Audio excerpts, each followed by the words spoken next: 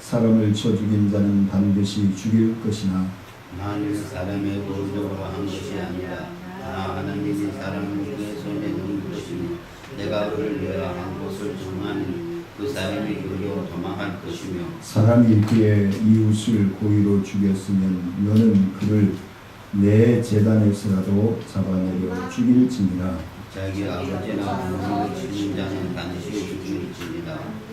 사람을 납치한 자가 그 사람을 팔았든지 자기 수하에 두었든지 그를 반드시 죽일지니라.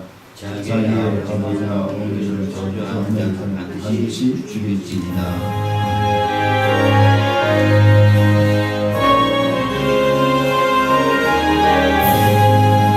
나는 갈 길 모르니 주여 인도하소서. 어디 가야 좋을지 나를 인도하소서. 어디 가야 좋을지 나를 인도하소서. 아무것도 모르는 나를 가르치소서. 어찌해야 좋을지 나를 가르치소서. 어찌해야 좋을지 나를 가르치소서. 아이같이 어리니 나를 도와주소서. 힘이 없고 약하니 나를 도와주소서. 힘이 없고 약하니 나를 도와주소서. 마음심이 슬프니 나를 위로하소서. 의지 없이 다니니 나를 위로하소서. 의지 없이 다니니 나를 위로하소서.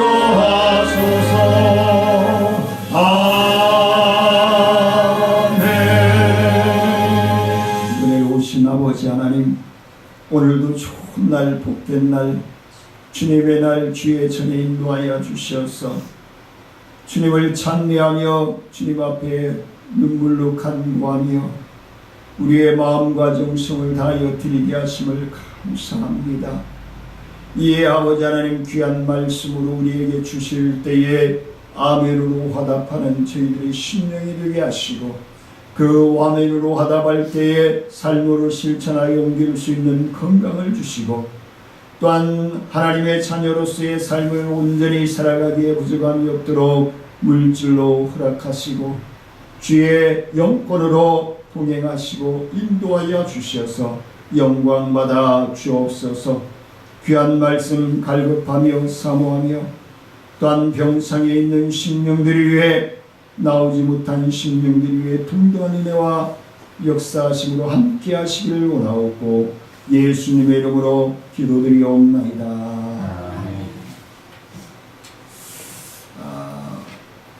오늘 내용을 보면 좀 무섭죠. 무섭고 하나님의 자녀로서 살아가야 한다는 것이 너무너무 힘들 것 같고 어떻게 그렇게 살아갈 수 있을까라고 하는 자괴감도 들어갈 것이고 그렇습니다. 근데 하나님께서는 가장 극단적인 형벌을 택하고 있다는 것입니다. 왜? 그것이 찾아서 엄청난 죄의 크기가 되어질 수 있기 때문에 하나님께서 아예 강하고 능있게 계획을 세우신 것이 아닌가라는 마음을 가지고 오늘 말씀을 함께 나누고자 합니다. 이런 점에서 사형에 해당하는 죄를 다룬 오늘 본문 말씀을 구체적으로 죄목을 다루고 있는데, 하나님 나라에 속한 백성들의 삶의 원칙은 공동체를 이루고 그 공동체를 유지하고 그 공동체를 통해서 더 나은 또 하나의 공동체를 형성하기를 원하신다는 것입니다. 근데 요즘 하나님의 자녀들이 모이는 곳의 공동체가 불란해지고 교만해지고 또 물질을 쫓게 되고 명예를 쫓게 되고 그래야 하면서 예수 믿는 우리들이 칭찬받고 존귀함을 받아야 될 우리 하나님의 자녀들이 손가락질을 받고 있고 욕먹고 있고 그렇다는 것입니다. 그래서 요즘 사회가 돌아가고 또 어떤 미디어 세계를 뒤돌아보면서 느끼는 것이 참 무서운 것이 미디어가 북한을 변화시키고 있잖아요. 그렇죠? 네. 우리나라 드라마, 우리나라 가요, 영화 이런 것들이 USB로 아니면 DVD, CD로 구워져서 삐라로 날아가고 중국을 통해서 그들에게 접해지면서 와이되어 가지고 있고, 그 다음에 또 핸드폰이 벌써 보급이 되어지면서, 물론 우리나라처럼 인터넷을 세계를 통용하고 세계 정보를 들을 수 있는 핸드폰은 아닙니다. 북한의 핸드폰은 자기네 영역권에서만 검색하고 정보를 얻을 수 있는 그런 한계에 있지만, 그래도 암암리에 정보가 들어가고 있고 다른 채널을 위성 채널을 잡아서 쓰는 그런 채널들은 또 세계의 정보를, 대한민국의 정보를 북한 주민들이 들을 수 있다는 것입니다. 그렇기 때문에 이제 막혀 있는 곳은 없어요. 완전히 봉쇄되어 있는 곳은 없습니다. 그렇기 때문에 우리 하나님의 자녀들이 더 복되게, 더욱더 빛되게 살아가야 한다는 것입니다. 그런데 그 미디어를 통해서 세속화되어져 가고 범죄의 소굴로 만들어져 가지고 범죄의 유형을 변화시키고 있다는 것입니다. 그러면 그걸 우리 기독교에서는 어떻게 역주행해 나가야 된다는 것이죠. 그 미디어가 인기 있고 그 미디어가 영향력이 있고 문화를 통해서 많은 사람들을 생각을 변화시켜가고 있다고 한다면은, 우리는 그 미디어를 통해서 하나님의 말씀을 통해서 그들을 변화시켜 나가야 할 사명이 있다는 것입니다. 그래서 저희 교회가 작고 성도도 별로 없지만 그래도 홈페이지를 운영하고 또 스마트폰 어플을 사용해서 복음을 전하고 있는 것은 그것 때문에 그렇습니다. 그래서 우리가 기회가 되어지면, 그리고 하나님이 문을 열어주면 언제든지 우리가 복음을 전할 수 있게 해 줘야 하는 것이 우리의 사명이고 하나님의 자녀로서의 본분이 아닐까라는 생각을 가집니다. 하나님 나라에 속한 백성들은 언제나 공동체가 요구하는 원칙에 따라서 행동하고 공동체를 유지하고 그리고 확장해 나가는 목표를 가지고 나아가야 한다는 것입니다.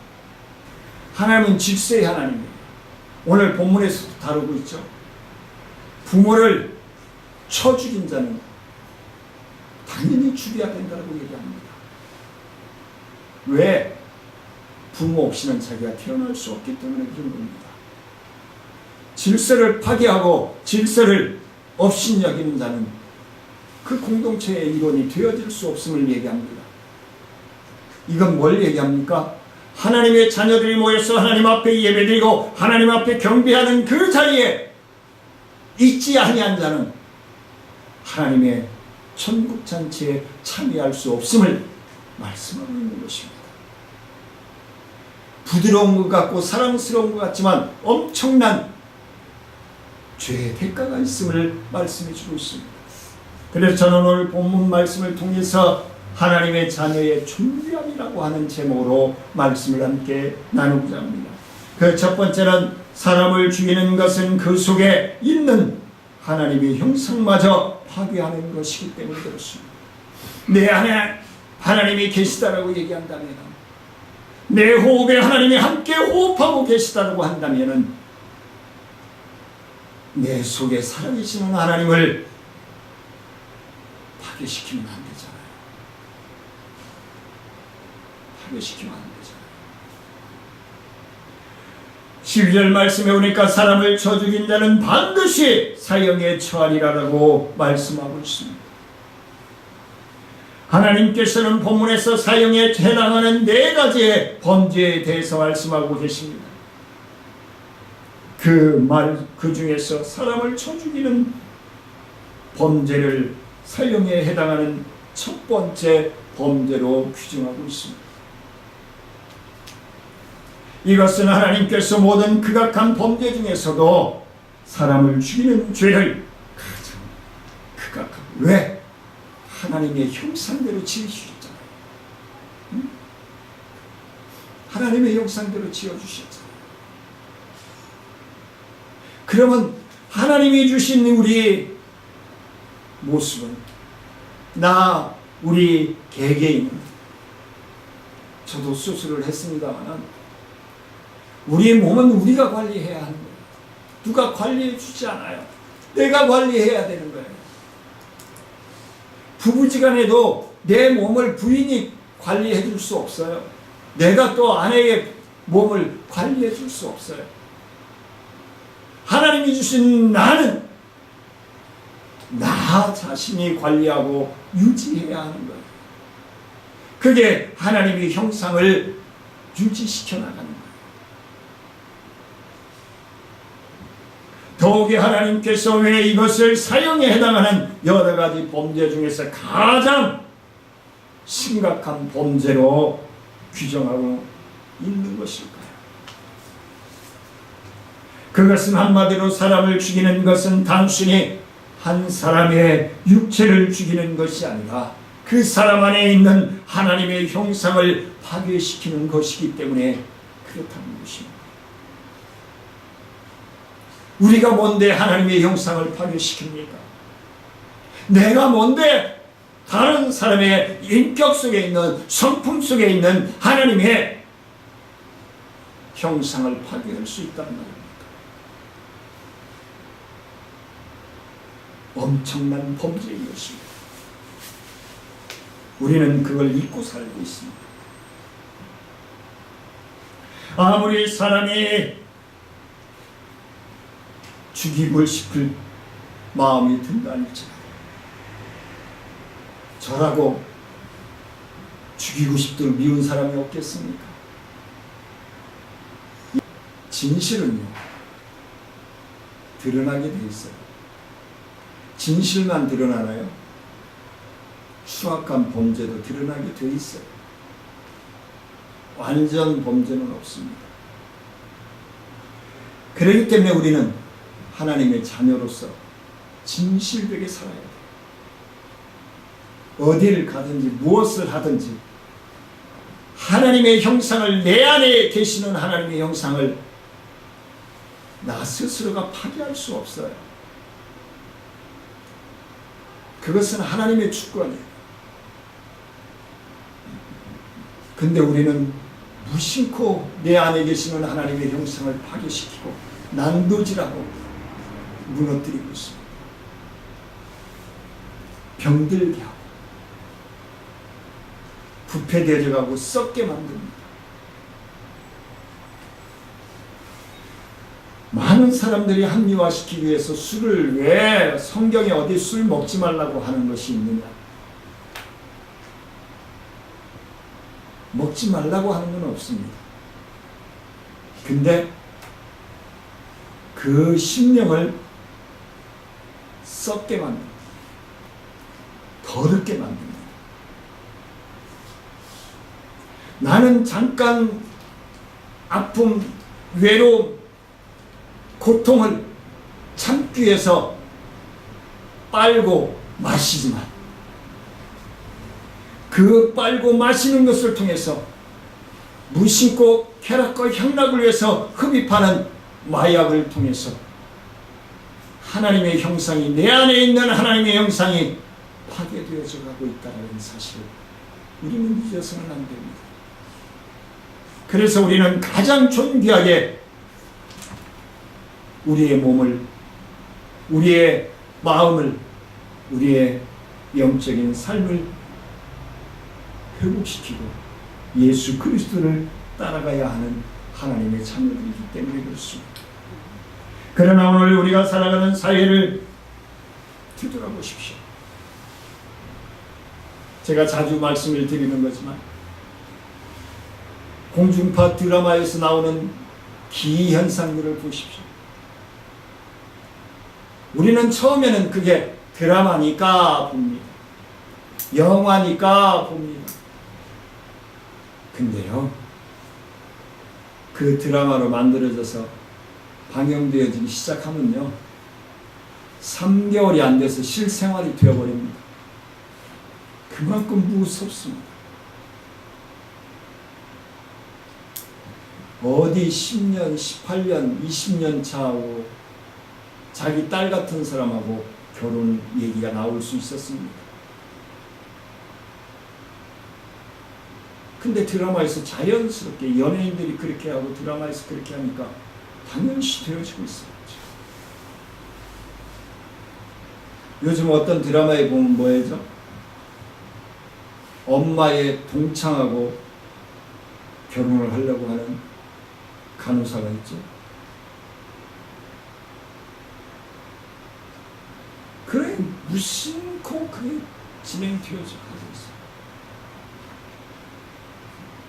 예전에 인구가 없을 때는 아담과 하와, 가인과 아벨, 이때는 친족끼리 뭐 결혼할 수밖에 없죠. 인구가 없으니까. 그리고 저 어렸을 때도 보면은 우리 동네에 고 씨하고 전준희 씨가 많이 살았어요. 거의 46세대에 있는데 반반이었어요. 다른 성씨는 별로 없었어요. 한두 가정 있었어요. 그렇게 공동체를 이루고 살아갈 시기가 있었단 말이에요. 우리나라도 그렇고 다른 나라도 그렇고. 근데 세속화되어지고 타락되어져 가면서 그것이 잘못 인식되어지고 있다는 거죠. 그래서 제가 신학교에서 강의하면서도 얘기했지만 성경윤리가 파괴가 되어지니까 가정윤리가 파괴가 되어지고 있고요. 가정윤리가 파괴가 되어지니까 사회윤리가 파괴가 되어졌어요. 사회윤리가 파괴가 되어지면 끝난 거예요. 그 사회. 파괴가 되어지는 건 순간입니다. 근데 그 파괴되어진 걸 새롭게 전환시키는데 엄청난 시간이 걸립니다. 예를 들어서 산불을 한번 생각해 보십시오.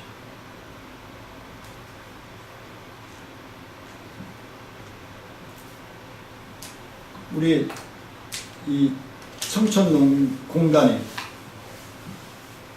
반지하에서 불이 났는데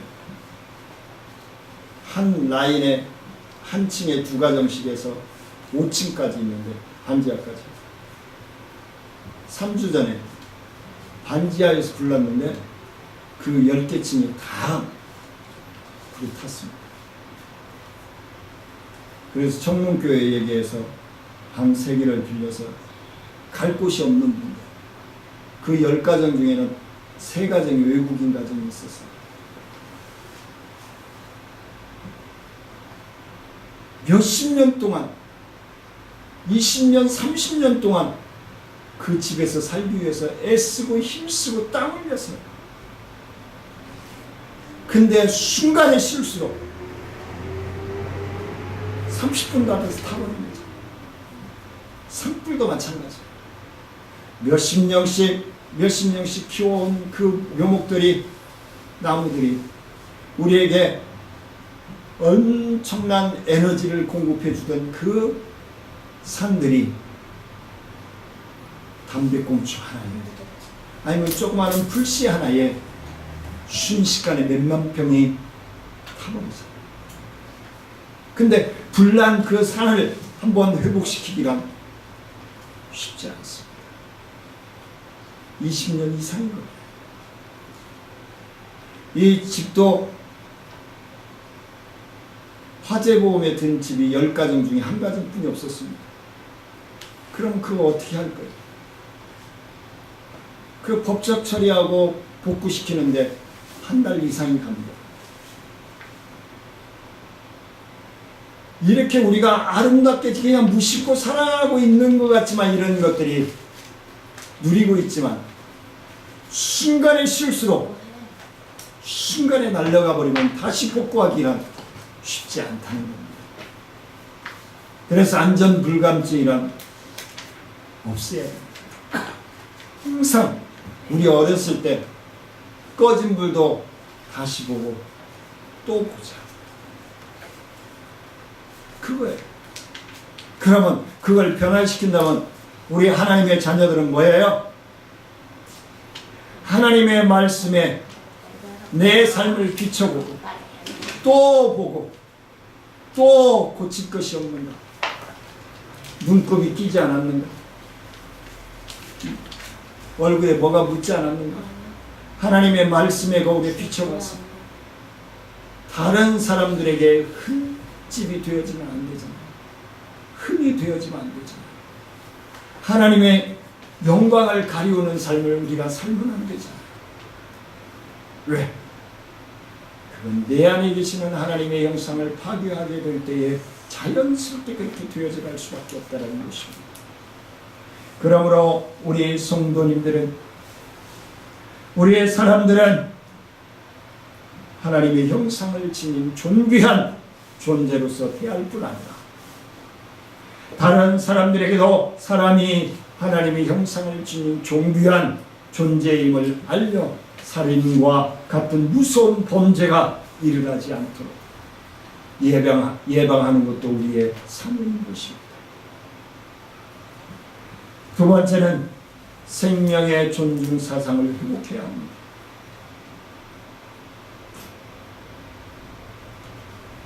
요즘 보험금 때문에 부인이 남편을, 남편이 부인을, 자식이 부모를, 부모가 자식을,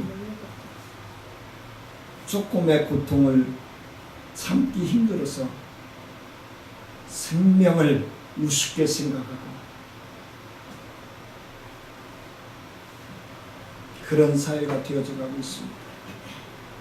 본문 13절 말씀해 보니까 하나님께서 고의가 없이 사람을 죽이는 경우에 하나님의 특별하신 섭리 안에서 사람을 죽인다는 하나님께서 정하신 곳으로, 이걸 도피성이라고 얘기합니다. 성경에서 하나님이 정하신 곳으로 도망으로 사형을 당하지 않게 생명을 보존할 수 있도록 하시겠다라고 말씀합니다.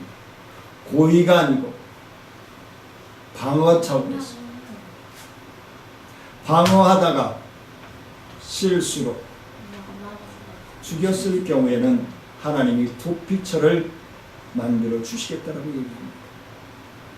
이는 당시 고대 근동사회에서 죽임을 당한 자의 가장 가까운 친족이 자신의 친족을 죽인 사람에게 피해 복수를 할 수 있는 권리를 인정하였으므로 그로 인해서 살인을 낳는다라는 얘기입니다. 저 어렸을 때 무협 영화 보면은 부모가 나쁜 사람들의 손에 처참하게 죽어가는 모습을 멀리 숨어서 울부짖으며 봅니다. 그리고 그가 15년에서 20년 고수를 만나서 무해를 닦아서 원수 갚는 무협 영화들이 많았습니다. 결국은 죄는 죄를 낳고 살인은 살인을 낳을 수밖에 없다는 것을 말씀해 주고 있는 것입니다. 그걸 예방하기 위한 하나님의 처방인 것입니다. 이처럼 한 사람의 생명이라도 구하고자 하시는 하나님의 생명 존중 사상이야말로 오늘날 모든 사람들이 마땅히 본받아야 할 사상이요 태도인 것입니다.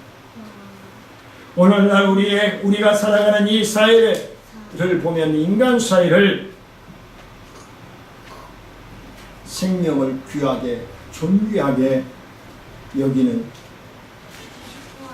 사상들이 희미해졌어요. 뚜렷하지가 않아요. 사회가 이렇게 된 원인이 무엇일까요? 첫째는 우리 목회자들이, 우리 신학자들이, 우리 하나님의 자녀인 그리스도인들이 말씀대로 온전히 살아가지 못하고 있기 때문에 그런 것입니다. 그리고 그것은 사람의 생명에 대한 존중 사상이 어떻게 해요? 희미해졌기 때문에 그렇습니다. 사람의 생명보다 돈으로 더 소중히 여기고 돈을, 명예를 더 소중히 여기고 문화를 더 타락되어져 가게 만들고 자신의 생활을 위해 뱃속의 아이쯤이야 아무렇지도 않다라는 듯이 여기고 생명 경시 사상이 만연되어져 가고 있다는 것입니다.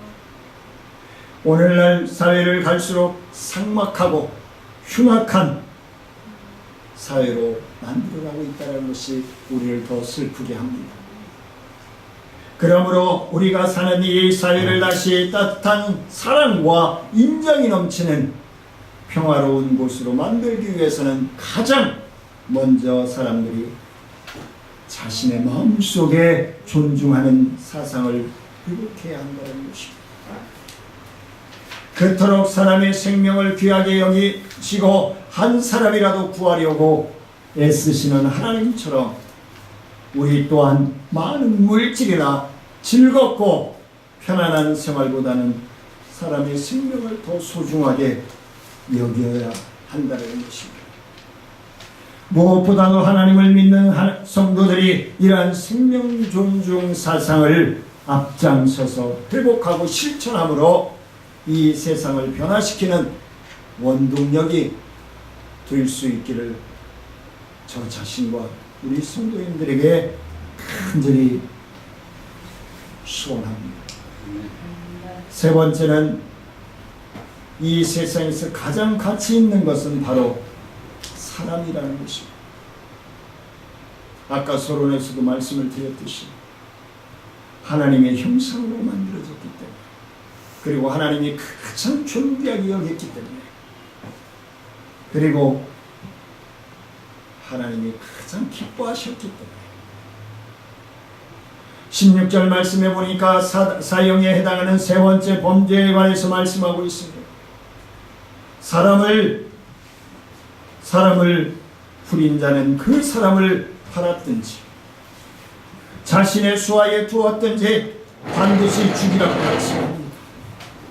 여기서 사람을 후렸다는 것은 사람을 노예로 부리거나 팔아먹을 목적으로 유기하는 것을 가리키고 있습니다. 그렇다면 하나님께서 이처럼 유괴를 사형에 해당하는 심각한 죄로 규정하신 이유는 무엇일까요? 그것은 유괴가 하나님께서 자신의 형상을 따라 존귀한 자로 만들어 놓은 인간을 짐승이나 물건과 같은 비천한 존재로 전락시켰기 때문에 그렇다는 것입니다. 사람을 유괴하는 이유가 무엇입니까? 그를 이용해 돈을 벌기 위함이었습니다. 그러므로 사람을 유괴하는 자에게 사람을 단지 돈으로 주고 팔고 사는 짐승이나 물건과 다를 바 없다는 것을 말씀해 주셨습니다.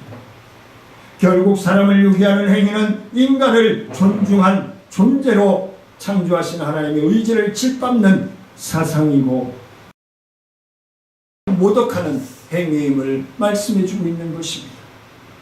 그러니 어찌 사람을 유괴해서 팔아먹을 죄악을 범하는 자가 극형을 면할 수 있겠습니까? 그런데 오늘날 이 사회에 물질주의와 황금만능주의 사상이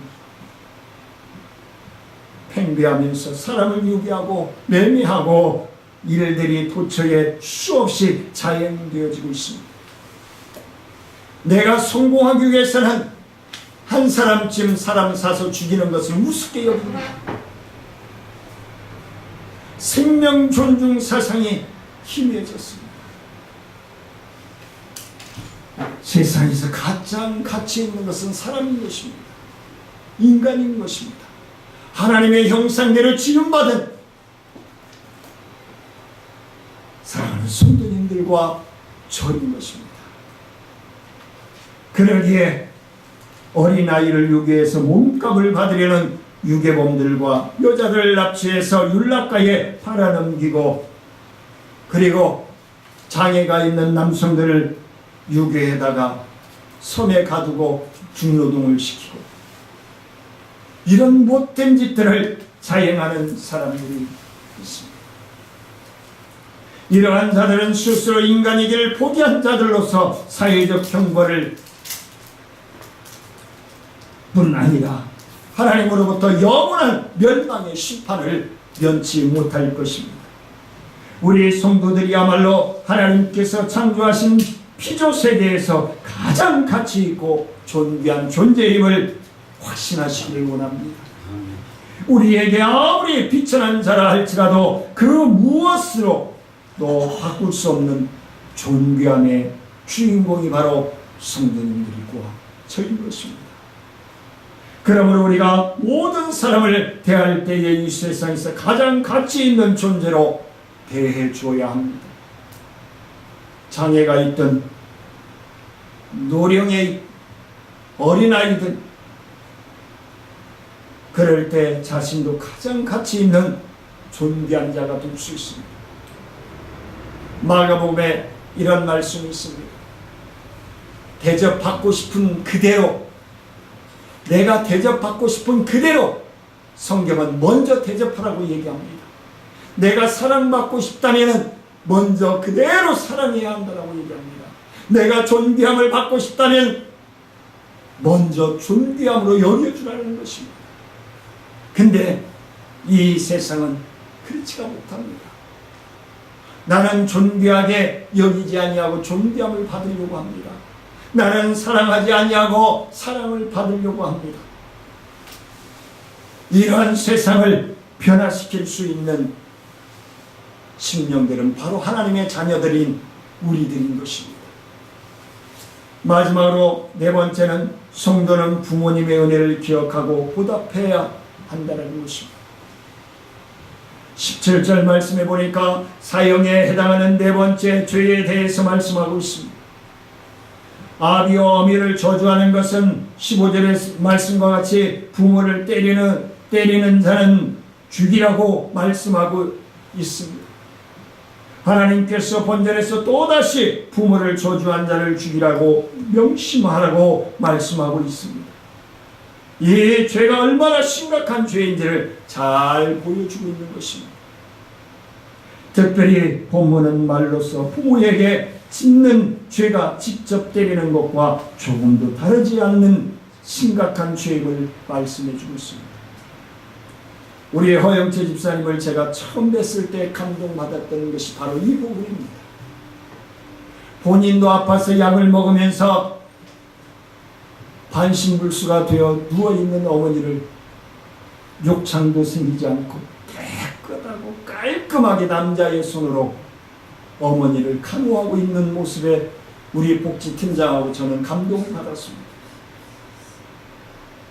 그래서 이 시간까지 함께하고 있습니다. 우리의 이 만남은 주님 나라 가는 날까지 이어지기를 원합니다. 그리고 우리는 회복시켜야 됩니다. 우리는 회복해야 합니다. 그것이 우리의 사명이고 우리의 나아갈 길인 것입니다. 나아가 이는 부모의 권위에 자식의 있어서 하나님의 권위를 대신한다는 점에서 곧 하나님의 은혜에 대한 배신도 같이 다루고 있습니다. 말씀을 맺으려고 합니다. 그러므로 부모를 저주하는 자는 죽음의 형벌을 받을 것이니 너무나도 당연한 일일 것입니다. 물론 오늘날 부모를 저주한다 해서 사회적으로 처벌받는 것은 아닙니다. 그러나 그러한 자들은 사회적으로 단지 비난과 멸시를 받을 뿐 아니라 하나님께로부터 존엄한 심판을 받게 될 것입니다. 하나님의 최후의 심판에 있어서 멸망의 심판을 면치 못하게 될 것입니다.